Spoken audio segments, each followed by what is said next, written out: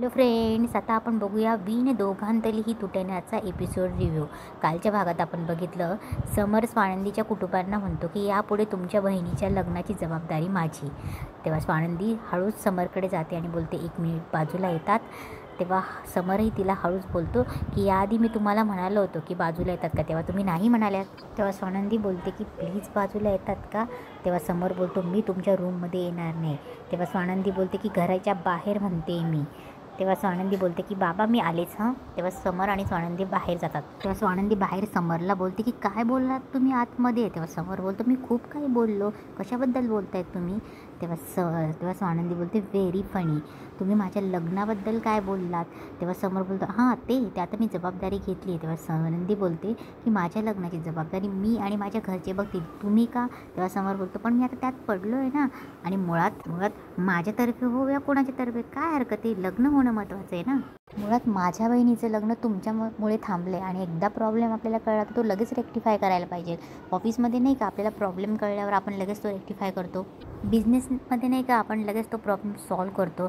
तेव्हा स्वानंदी बोलते की माझं लग्न हा माझ्यासाठी प्रॉब्लेम नाही. तेव्हा समर बोलतो, आहे माझ्या बहिणीचं लग्न लांबतंय हा प्रॉब्लेम माझ्यासाठी आहे. तेव्हा समर बोलतो, हे बघा तुमचं लग्न हे त्याच्यातलं बाय प्रोडक्ट आहे, मला त्याच्यामध्ये काही इंटरेस्ट नाही. तुमचं लग्न होईल याच्यात काही काळजी करू नका.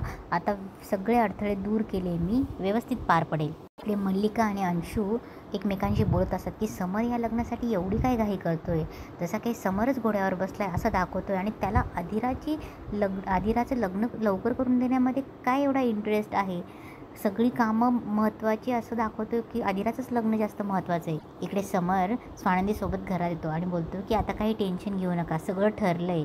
तेव्हा तो सगळ्यांचा निरोप घेतो आणि तिथून जातो. तेव्हा रोहन बोलतो, थांबा मी त्यांना सोडून येतो. तेव्हा रोहन जायला लागतो, स्वानंदी त्याचा हात पकडते आणि बोलते, गप्प बैस, आणि जोरात चिडून बोलते, तुझ्यामुळे हे झालं आहे सगळं. तेव्हा रोहन बोलतो, माझ्यामुळे.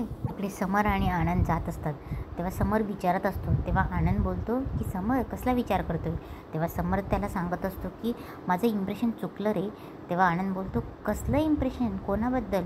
तेव्हा समर बोलतो की सरपोतदार फॅमिलीबद्दल.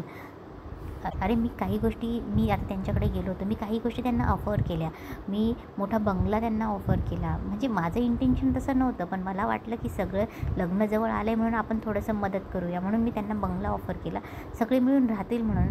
पण त्यांनी साफ नकार दिला. अरे म्हणजे ते म्हणाले की आम्हाला मोठं घर नको. मला आधी असं वाटलं की ही माणसं जाम लोभी आहेत. तेव्हा आनंद बोलतो, हो रोहनची आई वागलीच तशी होती. तेव्हा समर बोलतो की आज रोहनचे बाबा, रोहन, घरातले सगळेच वेगळेच वागत होते. आनंद दिखावा केला नसेल ना माझ्यासमोर. तेव्हा आनंद बोलतो, समर दिखावा जर असेल ना तो फार काळ टिकणार नाही.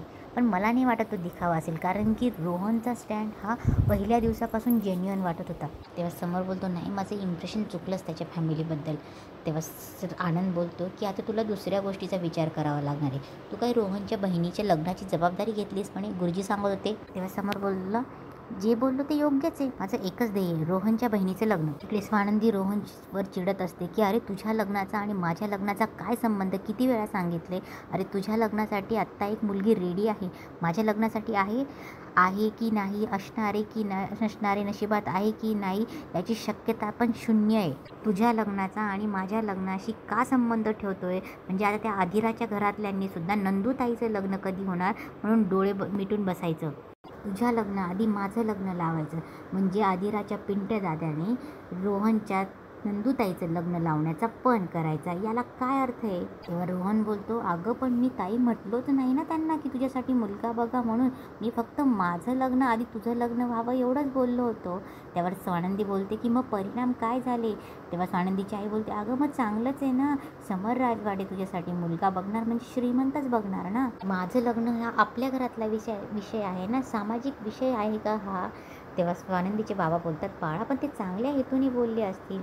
तेव्हा स्वानंदी बोलते, पण बाबा माझ्या लग्नाचा विषय हा कुठल्या बाहेरच्या माणसांनी का घ्यायची, हे बरोबर आहे का. तेव्हा रोहन बोलतो, अगं मग मी घेतो ना जबाबदारी, मी शोधून आणतो तुझ्यासाठी चांगलं स्थळ, पण मी तुझ्या लग्नाचा विषय काढला की तू बॅकफूटवर जातेस. तेव्हा स्वानंदी बोलते, तू तुझ्या लग्नाचा विचार कर, माझ्या लग्नाचा विचार करायची गरज नाही आहे, तुला कळलं. तेव्हा रोहन इमोशनल होतो आणि बोलतो, कसा विचार नको करू ताई मी तुझा, तू नाही केलं आहेस माझ्यासाठी. अगं माझ्यासाठी लहानपणापासून तू काय नाही केलं आहेस.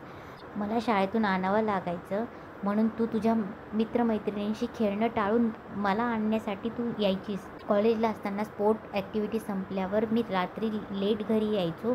ही सगळी झोपलेली असायची तेव्हा तू माझ्यासाठी जागायचीस. मला गरम जेवण मिळावं म्हणून रात्री अपरात्री उठून मला गरम पोळ्या करून वाढायचीस. तुला पहाटे दुसऱ्या दिवशी लवकर जायचं असून सुद्धा. नाही ताई, तेव्हा तुझा काय संबंध होता याच्याशी? तेव्हा नाही वाटलं का तुला तुझं आयुष्य आणि माझं आयुष्य वेगळं आहे म्हणून? हे बघ ताई, तू इथे एकटी असताना मी इथे माझ्या पार्टनरसोबत खुश राहणं हे मला जमणार नाही. त्यामुळे माझं लग्न हे तुझ्या लग्नाच्या आधी होणार नाही. तेव्हा रोहनचे बाबा बोलतात की ए नंदू, अगं विचार कर ना त्याचा. तू दिली नसली तरी त्याने तुझी जबाबदारी घेतली आहे. बाळा, ही अगं जगाची रीत आहे. मुलगी घरातून गेल्याशिवाय दुसरी मुलगी आणायची नाही, समजून घे त्याला. समर इकडे बसलेला असतो तेव्हा तिथे आदिरा येते आणि खूप एक्साईट असते आणि बोलते की तू रोहनच्या घरी गेला होतास ना दादा, काय झालं तिथे? झाली लग्नाची बोलणी? हे बघ हं दादा, डेस्टिनेशन वेडिंग करायचे, असं तसं तसं ती बोलत असते. तेव्हा समर बोलतो की अगं त्या रोहनने एक आड घातली आहे, त्याच्या नंदूताईचं लग्न झाल्याशिवाय तो लग्न करणार नाही. तेव्हा आदिरा बोलते ओ गॉड. तेव्हा समर बोलतो ए बाळा, काळजी नको करू, मी आहे ना, मी जबाबदारी घेतली त्याच्या नंदूताईचं लग्न करण्याची. तेव्हा समर लॅपटॉपवर काहीतरी करत असतो. तेव्हा आदिरा बोलते की काय काम करतोयस तू? तेव्हा आदिरा बघते तर बोलते मॅट्रिमोनी साईट. दादा, तू माझ्यासाठी स्थळ शोधतोय? मी तुला सांगितलं आहे ना मी माझ्यासाठी स्थळ बघितलं आहे म्हणून.